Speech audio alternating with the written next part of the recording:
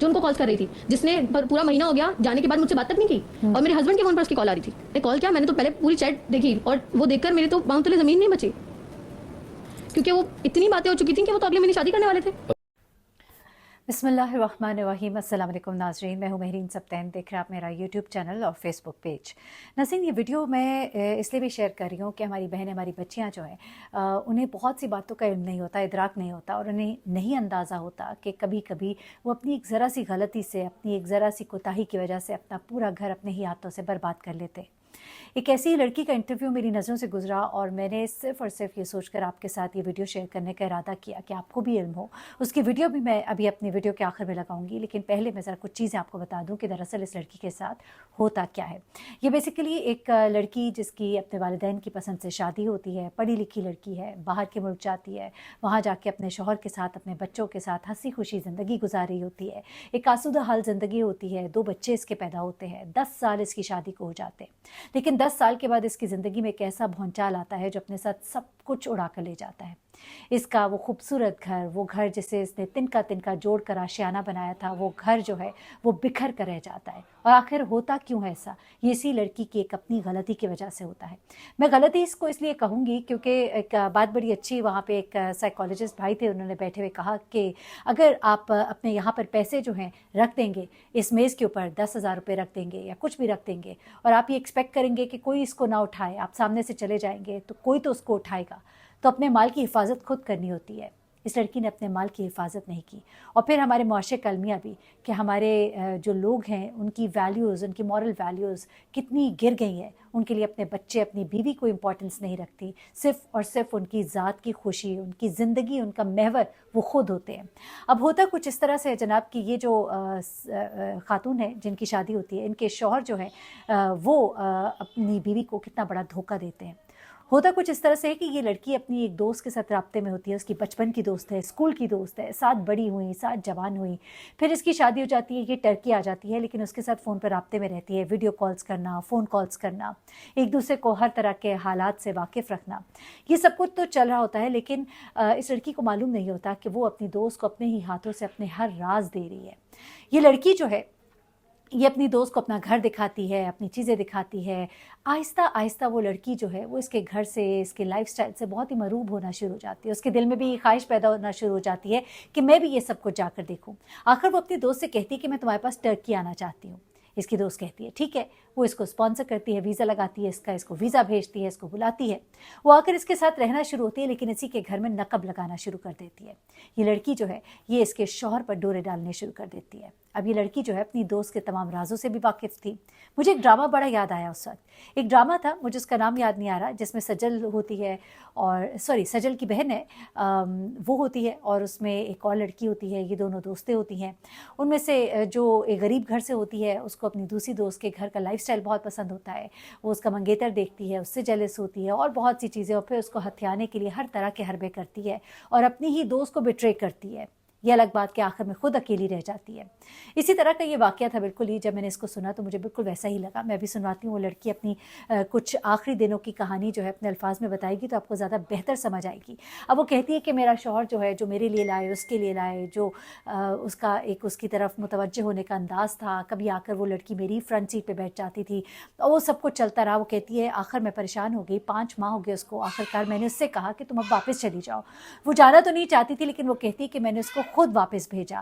اچھا, جب اس نے اس کو خود واپس بھیجا تو وہ کہتی ہے کہ اس کے شوہر کا رویہ ہی بدل گیا. آخر کار اس نے ایک دن اپنے شوہر کے موبائل پر کچھ ایسی چیزیں پڑھی کہ جن کو پڑھ کے وہ حیران رہ گئی. وہ سوچ بھی نہیں سکتی تھی کہ اس کا شوہر جو ہے اس کو کس طرح سے بٹرے کر رہا ہے. یہاں پر وہ کہتی ہے کہ میں نے اپنے شوہر کا موبائل جو ہے وہ دیکھا, اور اس موبائل میں نے دیکھا کہ وہ میری دوست کے ساتھ رابطے میں تھا, اور میری دوست اس کو میسیجز بھیج رہی تھی. وہ دوست جس نے جانے کے بعد مجھے ایک بار بھی فون نہیں کیا, لیکن وہی دوست جو ہے میرے شوہر کے ساتھ رابطے میں تھی. اس کے بعد وہ کہتی ہے کہ میں یہ سب کچھ دیکھا تو میرے پاؤں تلے زمین نکل گئی. मैं परेशान हो गई कि मेरा ही शौहर मेरे ही साथ ये सब कुछ करेगा। वो कहती है कि मेरे लिए ये बहुत ही तकलीफ़ दे लम्हा था। वो कहती है जो मैंने मैसेजेस पढ़े वो और भी तकलीफ़ दे थे, और वो कहती है इससे बढ़कर ये था कि मुझे मालूम हुआ कि मेरा शौहर तो कुछ ही दिनों के बाद उससे शादी करने वाला था।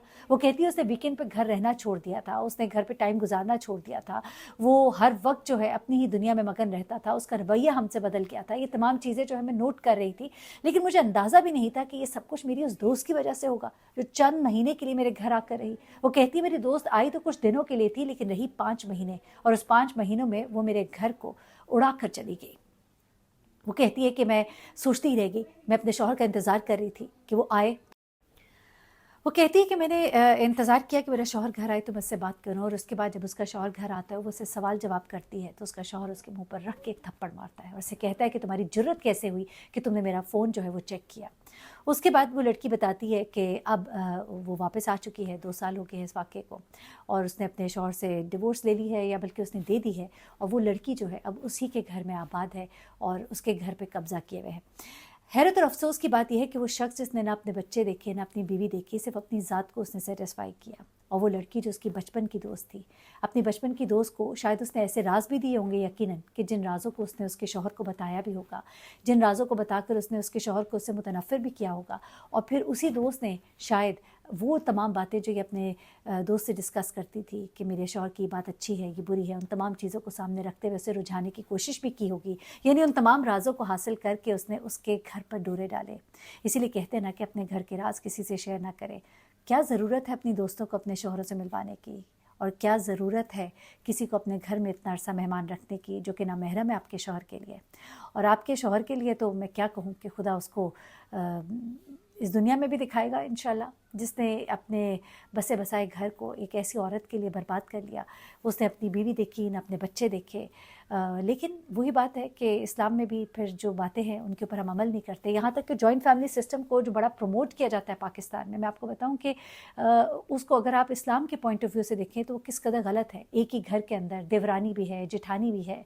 वही देवरानी जब अपने जेठ की नज़रों में आती है, या फिर जेठानी अपने देवर की नज़रों में आती है, और फिर आप घर में अपने अंदाज से मूव करते हैं, 100 तरीके होते हैं, 100 अंदाज़ होते हैं।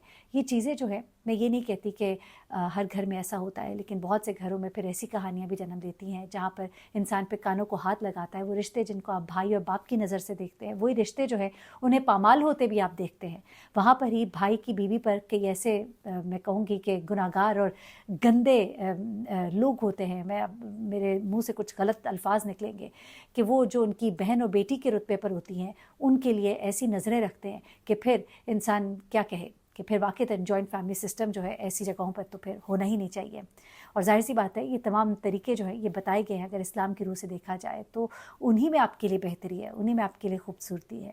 आगे ज़ाहिर सी बात है बहुत से घरों में बहुत अच्छे से भी रहा जाता है, लेकिन बहुत सी जगहों पे जब इस तरह के वाक़यात होते हैं तो फिर उनसे बचने का जो अच्छा तरीका है वो यही है कि आप इस्लाम के बताए हुए असूलों के मुताबिक रहिए।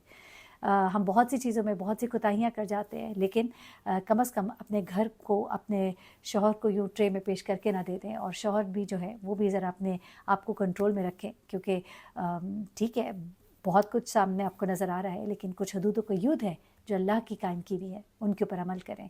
और जब आप किसी को तकलीफ़ देंगे तो मैं हमेशा एक बात कहती हूँ, कल जुग नहीं कर जुग है ये, या दिन को दे और रात ले, क्या खूब सौदा नकद है, इस हाथ दे उस हाथ ले।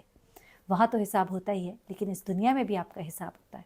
अपना बहुत ख्याल रखिएगा, दुआ में याद रखिएगा। अल्लाह हाफ़िज़। मेरी अरेंज मैरिज हुई थी और मेरे घर वालों की पसंद से शादी हुई थी। मैं अच्छी खासी पढ़ी लिखी लड़की, मुझे क्या पता था कि मेरे साथ ये वाला चीज़ होने वाली है। तो मेरी शादी के फ़ौरन बाद हम तुर्की शिफ्ट हो गए। 10 साल तक हमारी शादी बहुत अच्छी गई। मेरी 2 बच्चियाँ हुई, एक बेटी मेरी 6 साल की है, एक 8 साल की है। तो बहुत अच्छी जो है हमारी शादी गई, सब कुछ हुआ। तो मेरी एक दोस्त थी जिससे मैं कांटेक्ट में रहती थी, क्योंकि बचपन से हम साथ पढ़े थे, साथ घूमते थे, मतलब पूरा बचपन मेरा उसके साथ गुजरा था। मेरे हर फैमिली मेम्बर को उसके बारे में पता था कि वो मेरे साथ होती है। अगर मैं घर में नहीं हूँ तो वो उसके साथ ही होगी, मतलब इतनी बेस्ट फ्रेंड थी वो मेरी। और जब मैं बाहर शिफ्ट हुई, मैं ऑब्वियसली अकेला फील करती थी। शौहर मेरे जॉब पर और दिन भर घर पे रहना, बच्चों को संभालना, इसमें बहुत ज़्यादा अच्छी नहीं मतलब गुजरती था दिन। दिन भर उससे बात करना, वीडियो कॉल्स पर उसको हर एक चीज़ बताना, हर चीज़ शेयर करना. फिर उसने बोला कि यार मुझे बहुत शौक़ है तुम्हारे पास आने का, जो है ना तुम 10 साल से हम मिले नहीं हैं. तो मैंने बोला कि तुम आ जाओ. मैंने उसका वीज़ा भिजवाया, उसे बुलवाया और फिर वो 6 महीने मेरे पास रही. उसके बिहेवियर से या मेरे हस्बैंड के बिहेवियर से मुझे कभी फील नहीं हुआ कि वो इतना क्लोज़ हो चुके हैं. लेकिन एक दो बार ये वाली चीज़ें हुई कि मैंने उनसे कह दिया कि मुझे आप जो है कंगन ला दें, फूल ला दें या कोई भी चीज़ ले आएँ, तो वो चॉकलेट्स उसको भी ला कर दे रहे हैं, वो चीज़ें मुझे भी दे रहे हैं. तो मुझे फील हुआ कि ये तो चीज़ सिर्फ स्पेसिफिकली मेरे लिए होनी चाहिए. तो मुझे कभी कभी फील हुआ, लेकिन मैंने इतना जो है शक नहीं किया उन दोनों पर. नॉर्मल ही रहते थे दोनों, नॉर्मल ही रहते थे. लेकिन जब चीज़ें ऐसी होती थी ना कि मतलब मैंने कुछ मंगवाया, मैंने कोई बात बोली, तो वो उसको भी शेयर कर रहे हैं. और दोनों फिर जब उनकी मतलब वीकेंड्स पे होते थे तो हम घूमने जा रहे हैं, तो मतलब तुम बच्चों के साथ घर पे रह लो, नहीं साथ में जाना है. और मैं पीछे वाली सीट पे मुझे बिठा दिया. 2-3 बार इस तरह से हुआ कि मतलब मैं घर से आ रही हूँ लॉक करके और मैंने देखा ऑलरेडी वो बैठी हुई है. अब मैं तो उससे नहीं कह सकती कि बहन पीछे आओ तुम. इस तरह से चीज़ें होती थी तो ऐसे रहते हुए. और मुझे अब फील होने लगा था कि कुछ तो चल रहा है. लेकिन अब मतलब कभी डायरेक्टली नहीं दिखा ना कि कुछ बातचीत ये इस तरह से कर रहे हैं. 6 महीने हो गए. फिर जो है इसको मैंने खुद कहा कि जो है ना तुम्हारे पेरेंट्स याद कर होंगे, तुम जाओ. ये तब भी जाने को तैयार नहीं थी. तो मैंने इसे खुद भेजा. अब फिर मैंने अपने हस्बैंड के रवैये में ना चेंजेस देखे कि वो मुझसे बात ही नहीं कर रहे, वीकेंड्स पर घर पे नहीं रुक रहे, और रुक रहे हैं तो फोन में लगे हुए हैं. मतलब बिल्कुल मेरी तरफ ध्यान ही नहीं कि मैं भी हूँ घर में. हर टाइम फ़ोन पे लगे हुए, हर टाइम फ़ोन पे लगे हुए. अब वो एक दिन हुआ कि उनकी ऑफ थी और वो गार्डन में थे और उनके फ़ोन पे मुसलसल कॉल्स आ रही थी.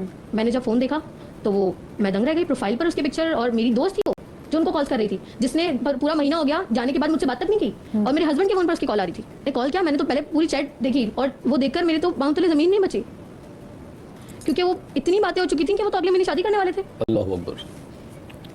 बातचीत ये पर्सनल शेयर नहीं करती थी. अब जो चीज़ शेयर करती थी वो दूसरी लड़की से करती थी. अब मेरे हाथ पाँव ठंडे पड़ जाते थे कि ये क्या हो गया. अब मैंने फ़ौरन जो है ना फ़ोन छोड़ा, उनको अंदर बुलाया और मैंने ये वाली बातें उनसे डिस्कस करने की कोशिश की. तो उन्होंने मतलब मुझे रख कर थप्पड़ मारा मेरे मुंह पर. तुम्हारी हिम्मत कैसे हुई मेरा फ़ोन छूने की. और वो बंदा 10 साल तक उसके बिहेवियर में कोई चेंज नहीं आया. 6 महीने वो लड़की क्या रहकर गई, वो तो सब कुछ चेंज हो चुका था. ये मैंने डिवोर्स ले लिया. 2 साल हो चुके हैं हमारे डिवोर्स में. और आपकी वो दोस्त है वो कहाँ पर है? दोस्त जो है वो सारी चीज़ें उन्होंने मुझे भेज दिया वापस पाकिस्तान. मैंने खुदा के डिवोर्स ले ली और वो लड़की अब तुर्की में मेरे शौहर के साथ शादी करके